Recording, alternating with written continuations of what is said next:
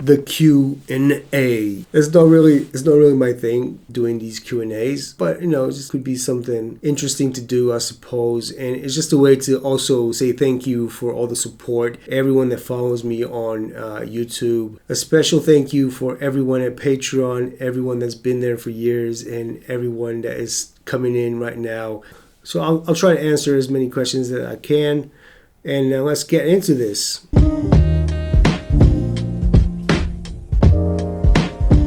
So Leandro, saludos desde Argentina. Hi Argentina, thank you so much for watching.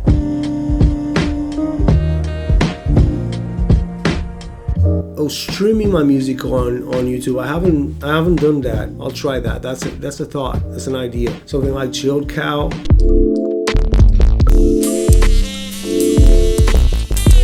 First DAW that I ever used was Reason 1.5. So right at the beginning of Reason, when Reason came out, and then I moved on to the Akai. I think that was the process. I got into Reason, then I got into the Excel, and then I used Logic after that. I used Logic. I used Ableton as well to make beats. I made beats on Ableton for about a year. Great software, I love it. One of my favorites.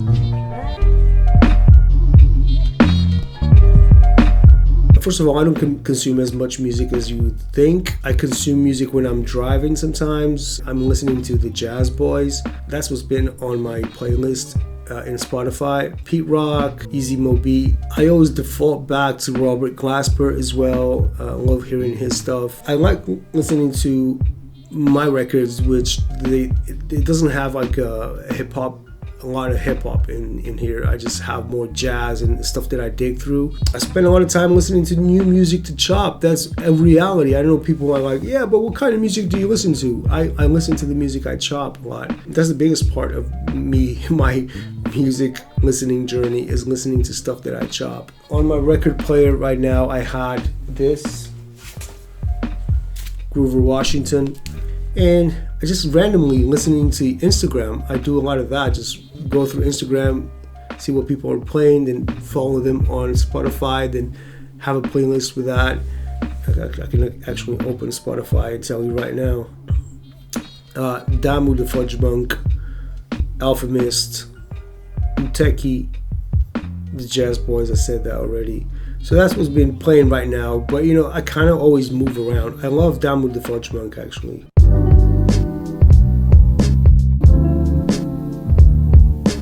So I got here Deucer, parabéns man, dia gostava de fazer instrumental contigo. This is in Portuguese. De resto, só tenho parabéns a dar pelo teu trabalho. No, it's just congratulating me for my work. Thank you so much as well, Deucer.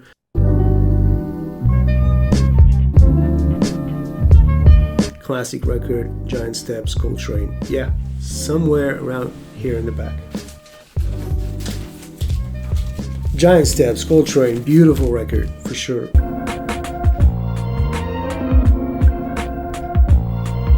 Your favorite instrumental hip hop record? I love Premier. I love his beats. A big one for me was Introducing from DJ Shadow. I listened to that record so many times. DJ Crush as well. It's another great artist that I kind of grew up listening to. I have a record that I really love, which is Do Bob from Miles Davis. It was co-produced or produced by Easy Mo Beat. Probably one of my favorite records of all time, and that's the record that kind of changed my life, to be honest.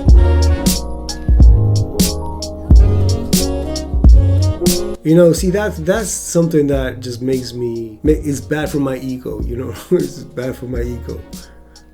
Also hugely inspired by you as a producer. Thanks so much, man. I'm doing good.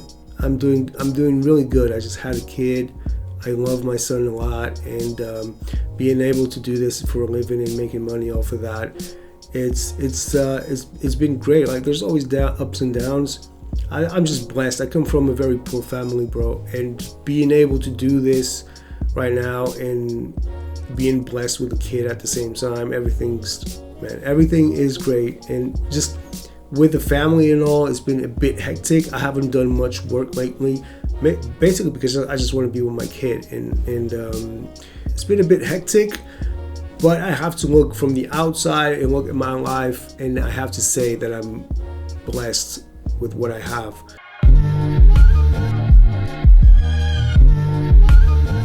So I'm cool. I try to be cool, actually. I really try to be cool.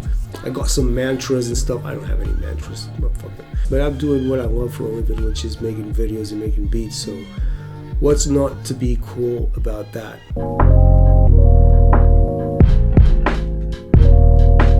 You know, I've always been a music type of guy. As a teenager, I've always been into music. This was late 90s. I was listening to a lot of crossover hip-hop and rock and hip-hop, stuff like that. I was getting a lot more into hip-hop by that time. And well, I went into a friend's house, which is a very well-known guy here in Portugal. His name is Kilu. He made like one of a classic album here in Portugal. I went into his house and he had an Excel. And he showed me, and my mind was blown away. Like, I can actually chop sound and sequence it and make my own music. That to me was really the turning point in when I decided to quit bands. I quit that. I was like, no, I'm just going to do this for myself because I can actually make my own music. Next day, I was buying an MPC. Like, I was working at a skate shop. I just decided to actually put my money down, went to the bank. The bank loaned me some money to buy an MPC. I paid it off monthly. I got into the MPC, and once I got the MPC, I was just like, this is it. Like, this is what I want to do. And I've been with an MPC ever since. I think I was aware of hip hop way before, though. I was aware of hip hop like when I was growing up, like early 90s, I suppose, when I could open up the radio and listen to music. It was really later on in 94, stuff like that, that I really started to pay attention to hip hop. And then the production comes like late 90s, and that's when I got into the MPC and stuff like that.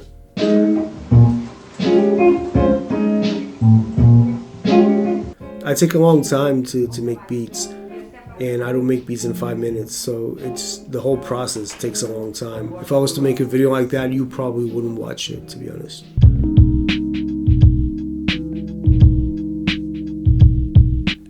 Well, right now, jazz, I've been into jazz a lot, but I sample from everything. Like, that's the thing. Like, if you don't get into rules, don't get stuck in rules. That's the thing. That's where you hit a wall. Because if I just want to sample this certain genre, then you hit a wall. I'm sampling a lot of jazz right now because I feel like sampling jazz, not because like that's the thing that I always want to sample for the rest of my life. No, I'm completely aware that this is a phase, and this will go away very soon because I'm starting to want to sample something else, right?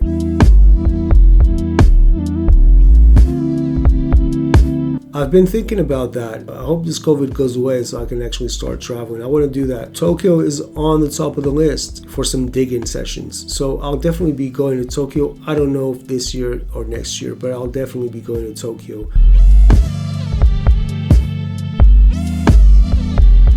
This is my day job. This is what I spend my time right here in the studio, chopping up stuff and making packs, making videos, making music, rambling in front of the camera. This is what I do.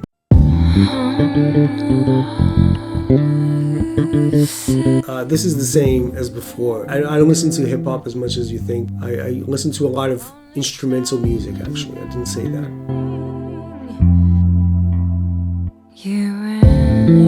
The gear that pulled me into the rabbit hole was the XL. When I started in 2000, so exactly in 2000 I got the XL. Actually, that's when the XL came out. But I was making music way before that. I've been making music, I think, around 14, 13 years old, because I got into skating around 14, and before that I had a guitar. I was just messing about with a guitar. I don't know if it was around that, 13, 15, whatever. I got into music, and then I started making music, like just jumping from band to band. I would get a new band. Like, you want to make music? Yeah, let's go. I would play the guitar, and that's when I got into music. But really the production got addicted. I was already a bit addicted to music. I was addicted to Nirvana, to everything like the grunge era. I was addicted to that, and I loved music. I think already the music was already there. I probably wouldn't leave music but once I got into the XL, it was game over. I didn't turn back.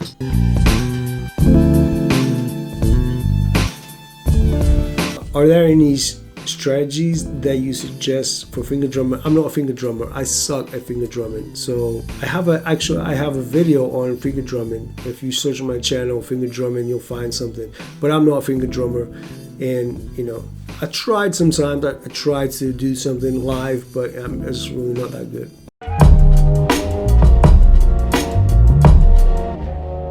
This is typical. Who is this room at the top of the studio? This is a typical Portuguese question.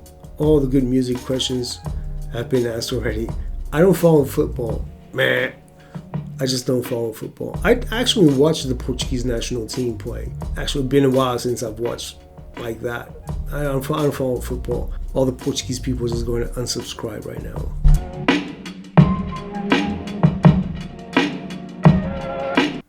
I think a good YouTube channel, you should always think that you're catering towards other people if you want to grow a channel. The important thing about a YouTube channel is the thumbnail and the title of the video. That's what gets you clicks. Obviously, you have to tag stuff.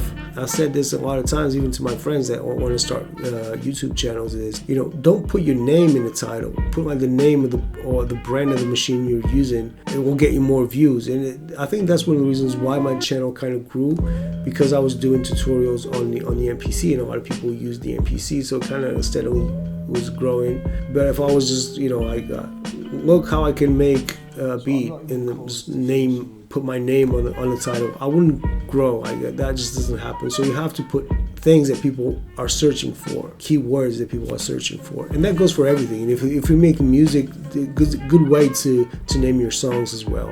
And always upload constantly, so at least a video per week. I don't know much about the algorithm, but I know that if you upload more, YouTube will push your content a lot more. So.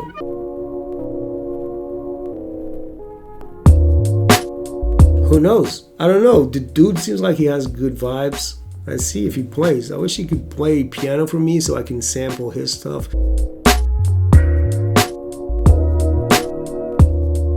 So you're referring to the videos, right? I watch a lot of movies all the time. I'm making beats and I'm watching a film at the same time. So inspiration comes from that, from just looking at films every day. I think it was from using different lenses, from trying different lenses, I would get different results.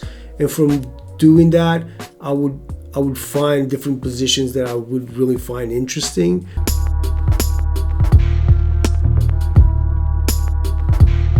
I think I've answered this already, so I'm going to be quick here. I started producing in 2000, and what got me into hip-hop was just a bunch of stuff. I was doing a lot of rock, grunge, hardcore, and hardcore kind of was merging with hip-hop, so I kind of just went with the flow, really. And once I knew it, I was producing and making beats, and that was it. But the bands that I was listening to at the time was everything from the 90s, really. Lords of the Underground, Das FX, Lost Boys, I don't know, Nas, Gangstar, everything from the 90s. I was listening to that, all that 90s stuff.